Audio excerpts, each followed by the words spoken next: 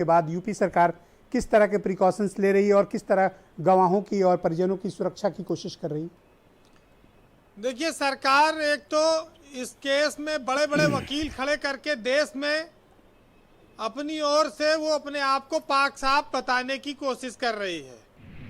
इसमें उसके अफसर फंसे हैं, एसपी निलंबित है, डीएम पर रोज अटैक हो रहा है, एडीजी ने कहा था कि बलात्कार नहीं हुआ। तमाम सारे लोग अपने आप को बचाने के लिए ताकत लगाए हुए हैं। चूंकि कोर्ट ही अंतिम व्यवस्था है, सच्चाई की उम्मीद उसी से है। अब यहाँ पर चील कौआ गिद्ध की बात आने लगी। भाई, अगर उत्तर प्रदेश में राजनीतिक दल विपक्षी दल गिद्ध है तो राजस्थान में बीजेपी जो आंदोलन कर रही है तो बीजेपी का कौआ है। वहाँ भी तो ये विपक्ष में है, वहाँ भी तो ये बलात्कार पर और उस पर तमाम सारी चीज़ों पे आंदोलन करते हैं। वहाँ ये क्या है? मीडिया, ठीक है, मीडिया इनकी सरकार है, ये जो कहा है सब स्वीकार है।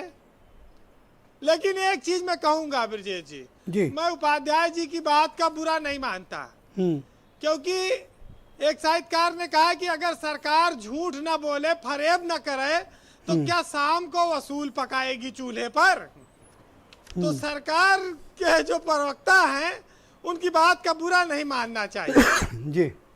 और देखिए, हम आप और जितने वक्ता बैठे हैं ये सब मानते हैं कि अपराधी का कोई मजहब नहीं होता, कोई जाति नहीं होती। अपराधी सिर्फ अपराध करने का आदी होता है और इसे मजहब की नजरों से नहीं, हैवानियत से देखो। ये दरिंदा है और ऐसे दरिंदों को जो सजा मिले वो कम है। करेक्ट। अब ये इसको दलित बनाम ठाकुर नहीं देखना चाहिए, जो हमारे मित्र उपाध्याय जी कह रहे थे। ये सरकारों के सामने समस्या है। यही तो आपको कह रहा हूँ, नहीं देखना चाहिए। में लड़की की जाति देखी मैं इसका खिलाफत करता हूँ। जाति देखी जाती है। मैं कहता हूँ अपराध होता है, उसमें ठाकुर दलित नहीं खोजना चाहिए। अपराधी होता है, उसमें ठाकुर या दलित नहीं होता। बीरेन जी कंप्लीट करें। यस बीरेन जी, गो अहेड। देखिए, सोशल मीडिया है, बड़ी ताकत है। ईश्वर, देशभक्ति, राजनीति, अपराध, महिला, तमाम नामों पर आप उन्माद फैलाइए।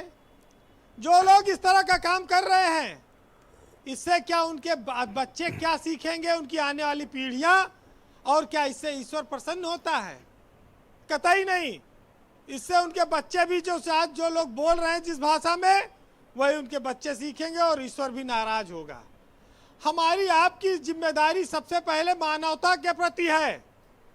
हम किसी व्यवस्था में, किसी जात में, धर्म में बाद में हैं। पहले हमें इंसाफ और इंसानियत के साथ खड़ा होना होगा, क्योंकि हमको आने वाली पीढ़ियों के लिए उदाहरण बनना है। तभी ये देश रहेगा, तभी ये सत्ता चलेगी।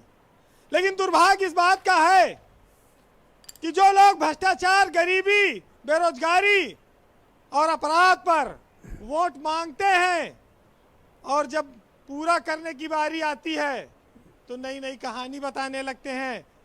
तो जनता क्या बेवकूफ है? जनता को राजनीतिक दल क्या बेवकूफ समझते हैं कि चुनाव से पहले कुछ और चुनाव के बाद कुछ? लोकतंत्र में सत्ता आती जाती रहती है, ये बहुत सारे लोगों ने कहा, लोग जानते हैं। लेकिन जो बीजेपी की सत्ता है और जिस तरह से कार्यकर्ताओं का मनोबल गिरा है और अफसर जिस तरह से कार्यकर्ताओं का मनोबल तोड़ रहे हैं, ऐसा किसी सरकार में नहीं देखा गया। बीजेपी के नेता, कार्यकर्ता, पदाधिकारी मायूस हैं।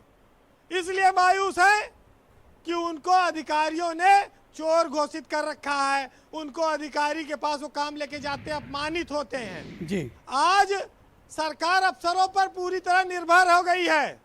संगठन से, अगर हाथरस के जिला संगठन से, वो गांव के प्रधान से, बीजेपी के बूथ अध्यक्ष से, जिला पंचायत से, जिला अध्यक्ष से, जी प्लीज वेट, मैं पूरा टाइम दूंगा। उनकी भी राय ली जाती संगठन के लोगों की, तो शायद आज अफसरों की कलई खुल गई होती। जी वीरेन जी कंक्लूड करें, आज थोड़ा सा वक्त का अभाव है जी। इतना अन्याय ना कर पाते अधिकारी जी।